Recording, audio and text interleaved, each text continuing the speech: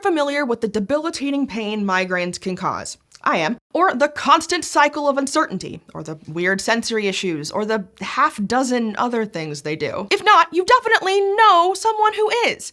After all, 1 billion people around the world experience migraines, and unfortunately, migraine medications don't work for lots of them. Here's where I'd love to say we're about to tell you about a new breakthrough in treatments for migraines that will change everything, but we're not.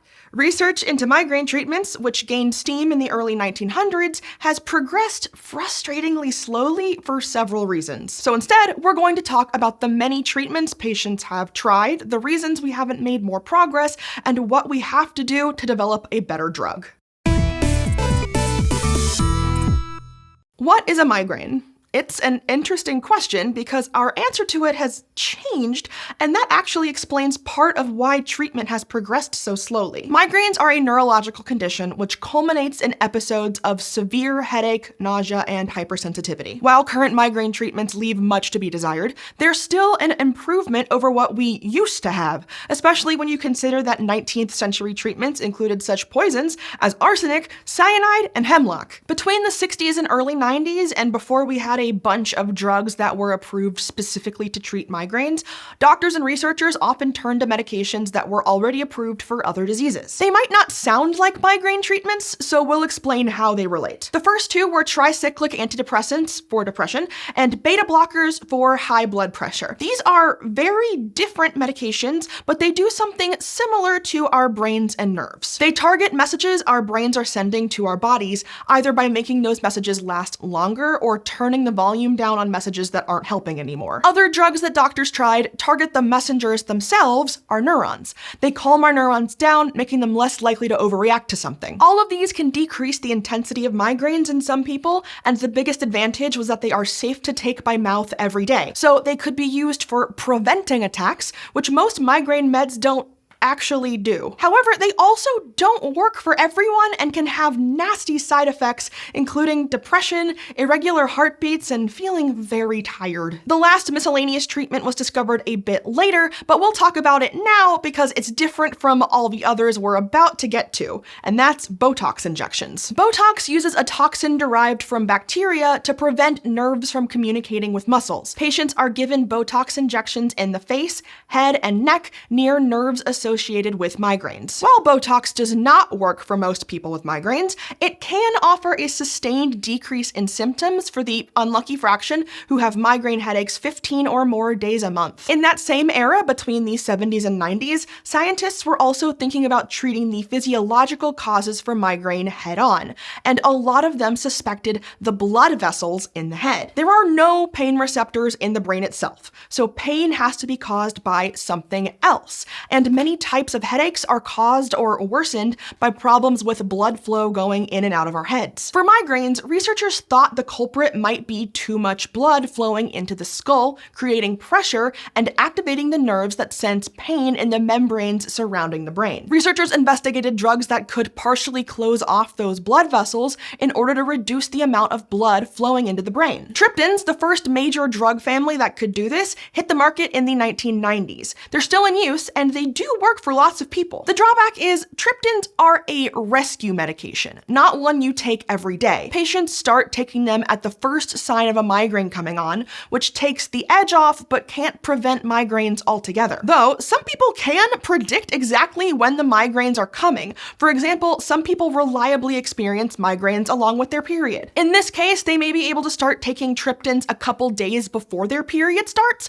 and that may enable them to prevent migraines entirely. But since triptans discovery, research has suggested that migraines may be more of a neurological disorder than a vascular one, which begs the question, why do the triptans work at all? Well, it turns out triptans bind receptors that influence both blood flow and pain sensation. When researchers made a drug that only targeted just those pain sensation nerves, it also treated migraines, except it was less effective than the original triptans, so we're still not 100% on what's going on there. Researchers continued working on this though. In the late 1990s and 2000s, researchers honed honed in on a small protein called CGRP they thought might be the root cause of migraines. CGRP does a lot of things, but it's linked to dilating blood vessels and altering pain reception in the brain. In clinical trials, if you inject humans who are susceptible to migraines with CGRP, most develop migraine-like symptoms like a severe headache. So 2 types of drugs were made to target CGRP,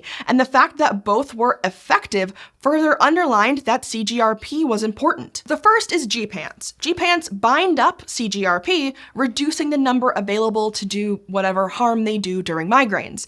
Gepants come in pill form, some of them are rescue medications, and some can be taken daily to prevent headaches. Lastly, we have antibody treatments. As background, antibodies are created by our immune system to fight off infections. They bind to things like viruses and tell the immune system, hey, get 'em! We can also engineer antibodies to bind other things like CGRP. For every CGRP that binds an antibody, that's 1 fewer binding the nerves associated with migraines. Antibody treatments cut the number of headache days in half or better for about 60% of people with migraines after 3 months of treatment. That rises to a little over 90% after 11 months. Antibodies are also nice because it's just 1 injection a month, and they often work for people whose other migraine treatments have failed. But antibody treatments are super expensive. They can cost hundreds of dollars per dose, and insurance will often refuse to cover them unless you try many other options first. That is a steep price to pay, especially if you have to wait 11 months just to know if they work for you. Moreover, both gepants and antibodies can have side effects, ranging from common but unpleasant, like constipation, to rare but dangerous, like severe liver disease. We're gonna get to why these don't work for everyone, but first, all science needs funding, so here's a quick break. Thanks to Incogni for supporting this SciShow video. Incogni is a tool that you can use to prevent spam, identity theft, and personal data breaches. Here's how it works. Data brokers might be collecting and selling your personal information. It could be really important stuff, from social security numbers to emails to other login credentials. But you don't have to accept that sitting down. You could take a stand. Take your personal data back and get 60% off an annual Incogni plan using the code SciShow at incogni.com/SciShow or clicking the link in the description. Then Incogni leaps into action. They will request that data brokers remove your personal data, and with the yearly plan, they will keep your data off the market with repeated removals. Plus, on the unlimited plan, you can request custom removals from specific links even if the website isn't supported by Incogni's automated removal service. But you don't have to do any work once you sign up with Incogni. It's a fully automated service providing you with your very own cyber team. So if you don't have experience with your own cyber team and want to see what that's like, Incogni offers a 30-day money-back guarantee. You get a full refund if you aren't happy with the service, and if you're happy, you can keep their protection for years to come.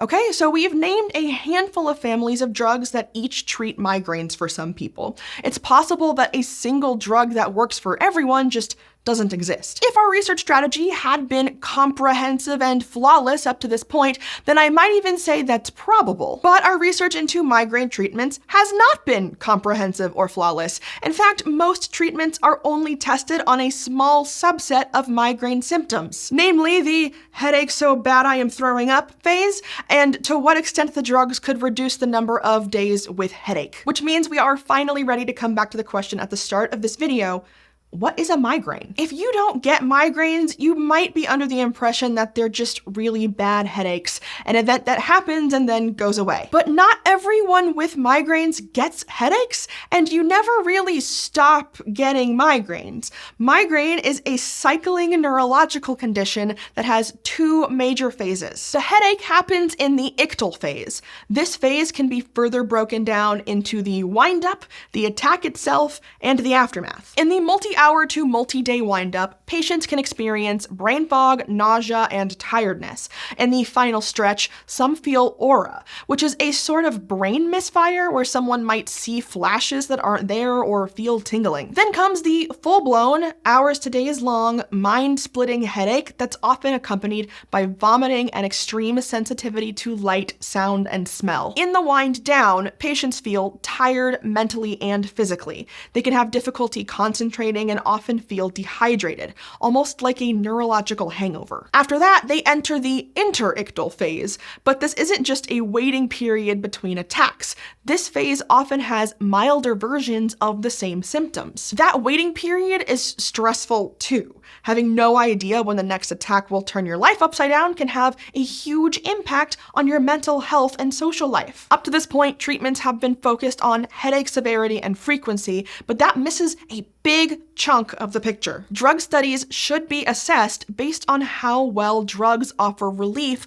throughout the migraine cycle for the full range of symptoms patients experience. That strategy could be used to reassess the drugs we already have. Some of them might be helpful in the interictal phase. But even if we do that research, and we should, it wouldn't change that these drugs don't work for everyone. We need new treatment options. How do we find them? Well, the simplest but least inspiring answer is combining the medications we already have. The thought process here is that each of these drugs treats migraines in a different way. If we combine them, they might have an additive effect. Early research shows that this might work when combining antibody treatments with Botox, perhaps because they both target different pain pathways. But remember that Botox is used for patients who have 15 or more headache days a month, meaning this strategy is benefiting only the absolute most severe of sufferers. While any relief for those patients is good, this isn't an option for 80 to 90% of people with migraines, and waiting for your migraines to get bad enough to be eligible just sounds miserable. So how do we make new treatments? Well, in general, designing new medications starts with having a strong fundamental understanding of what causes a disease. But for long stretches of history, what we thought caused migraines was either flawed or incomplete. Looking at you, migraines are a blood vessel thing. We need to keep refining our molecular definition of what a migraine is, beyond even CGRP. Yes, it seems to be a factor, but if it was the only cause, we would expect treatments targeting it to be effective in more people. That means we need to look even harder. What does it look like when a migraine starts? What happens just before that?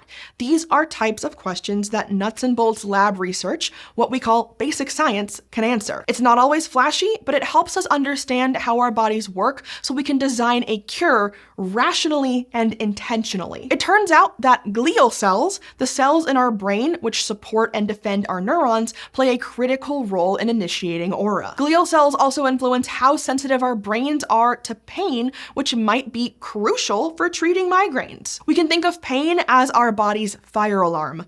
When something in our body is wrong, our brains will pull the alarm, making us feel pain. In normal one-off situations, like when you put your hand on a hot stove, that pain is helpful. It prompts you to pull your hand back. But that same process can cause problems in people who have chronic or recurring bouts of pain in the same body part, like migraine patients. In a process called central sensitization, our brains get better at sensing anything wrong in that area of our body, but that also makes them more trigger happy with the alarm. Eventually, our brains start pulling that severe knee-buckling pain alarm for things that would only give other people mild discomfort. This doesn't just affect migraine patients, it affects everyone with chronic pain. And since glial cells play a role in this process and migraine aura, scientists have started looking at drugs that could target them. They haven't found any that were effective at treating migraines yet. The current versions don't specifically target glial cells,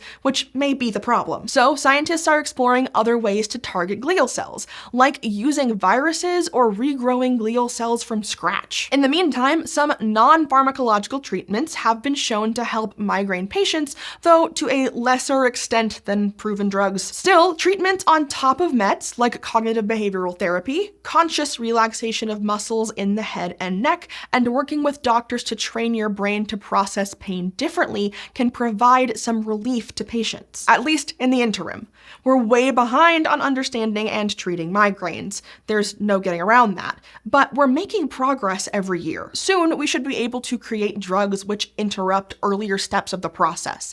And when those drugs make it to clinical trials, we can test how well they treat all of migraine's symptoms. With these steps and continued funding, we hope to eventually find a treatment strategy that can bring relief to all patients who suffer from this horrible condition.